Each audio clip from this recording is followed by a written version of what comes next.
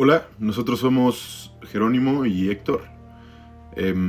Para este trabajo final visitamos el Museo de Memoria y Tolerancia en la Ciudad de México, específicamente la sala dedicada al genocidio de Bosnia y a la masacre srebrenica. Nosotros elegimos trabajar la temática de los medios de comunicación y de la propaganda porque nos pareció uno de los más interesantes y de los más perturbadores durante el genocidio. El hecho de que antes de que se disparara una sola bala, que ya existiera maquinaria simbólica construyendo al enemigo, nuestra hipótesis es que los medios de comunicación fueron no un reflejo del genocidio, sino uno de sus instrumentos estructurales. Para entender esto hay que ubicarnos en Yugoslavia. Yugoslavia era un país multiétnico en los Balcanes que se mantuvo único durante décadas bajo el liderazgo de Josip Broz Tito. Cuando Tito muere en 1980, las tensiones étnicas y nacionalistas que habían estado contenidas empiezan a resurgir. A principios de los 90, Yugoslavia comienza a desintegrarse.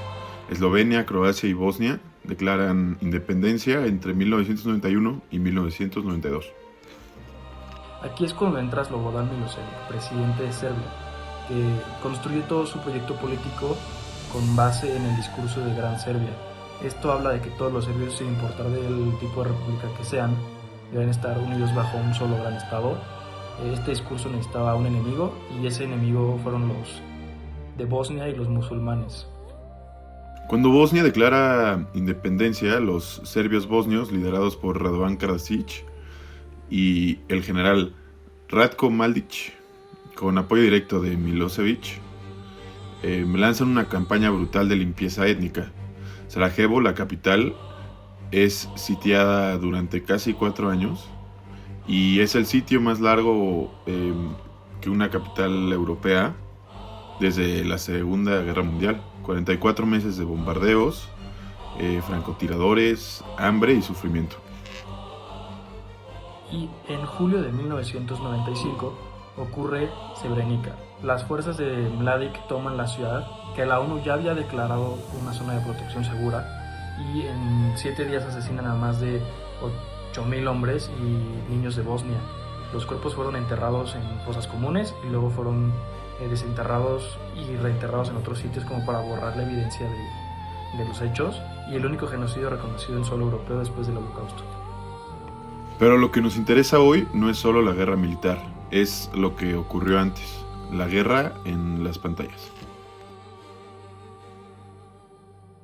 La televisión estatal estaba controlada por el presidente Milosevic y lo que transmitían no era información, sino era como una construcción de identidad sobre un enemigo, y que eran los bosniacos, que eran representados repetidamente como fundamentalistas islámicos o como invasores en la tierra cristiana europea, como una amenaza existencial a la supervivencia del pueblo serbio.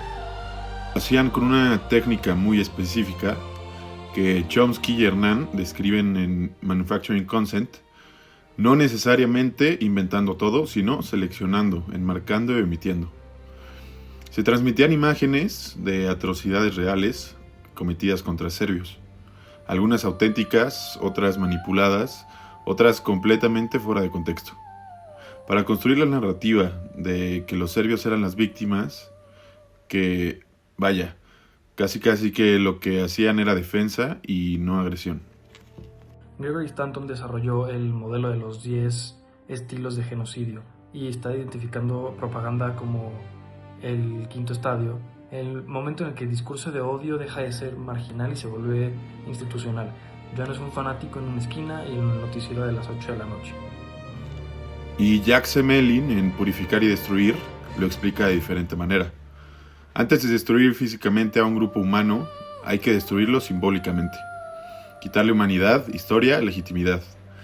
En Ruanda fue Radio Mile Collins llamado a los Tutsis Ingesi, cucarachas. En Bosnia fue RTS construyendo al bosniaco como el otro que no pertenece, que amenaza y el otro que debe ser eliminado para que el pueblo serbio sobreviva. Cuando visitamos el museo, lo que más nos impactó de la sala de Bosnia no fueron los números al principio, sino fueron las fotos de las familias, los testimonios y los números escritos en la pared, porque lo que intenta un genocidio es borrar todo eso, la evidencia de que había personas antes, y solo los convierte al final en un número y en una estadística. Y la propaganda es el mecanismo que hace esta conversión posible. Cuando ves en el noticiero durante años que los bosníacos son una amenaza, cuando es lo único que escuchas, el soldado que eventualmente recibe una orden ya no está matando a una persona, está eliminando a una amenaza. Hannah Arendt lo llamó la banalidad del mal.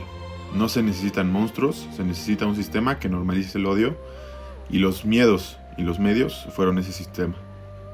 Algo que logra muy bien el museo es que cuando están hablando en estas salas de genocidio es que te ponen ejemplos de personas y de individuos en específico.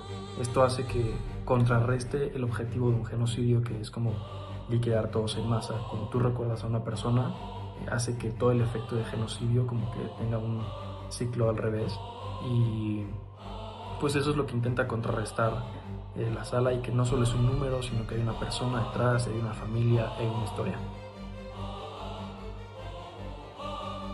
Aquí me gustaría plantear una pregunta que me parece central en el tema.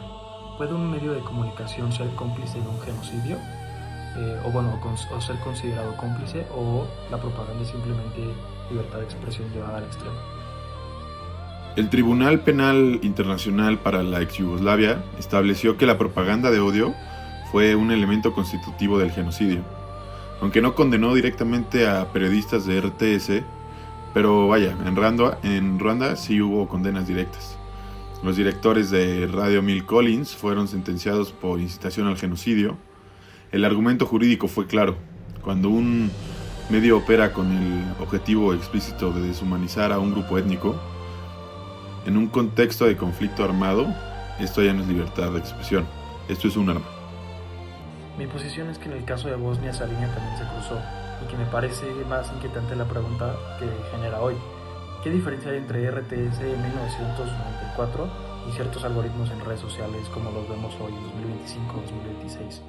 Los mecanismos son distintos, pero la lógica es la misma: amplificar el discurso de odio, crear burbujas donde el otro siempre es una amenaza, y normalizar la deshumanización es cada vez mucho más común en la información que recibimos hoy a través de redes sociales.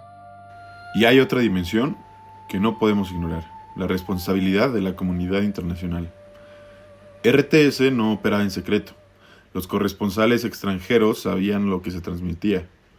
Los gobiernos occidentales tenían información, y aún así el mundo tardó. Tardó en intervenir militarmente, tardó en nombrar lo que pasaba como genocidio. Y los propios medios occidentales también fallaron. Usaron durante mucho tiempo el eufemismo de conflicto étnico, cuando lo que ocurría era una masacre sistemática y planificada. Para cerrar, nuestra hipótesis se sostiene. La propaganda mediática en el caso Srebrenica no fue secundaria ni paralela al genocidio, fue estructural. Sin la construcción previa del bosniaco como enemigo existencial, la masacre hubiera sido mucho más difícil de ejecutar y de justificar ante la propia población serbia.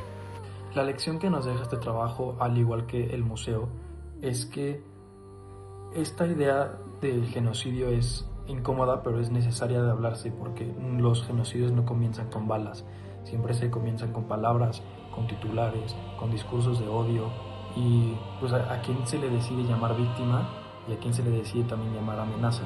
Por eso es un análisis crítico, el análisis crítico de los medios no es un ejercicio académico menor, sino es como una herramienta que podemos usar para prevención. A nivel personal, este trabajo me cambió la forma de consumir información. Cuando veo cobertura de cualquier conflicto, ahora la primera pregunta que me hago es: ¿quién controla este relato? ¿Qué se está omitiendo? ¿A quién se está humanizando y a quién se está deshumanizando?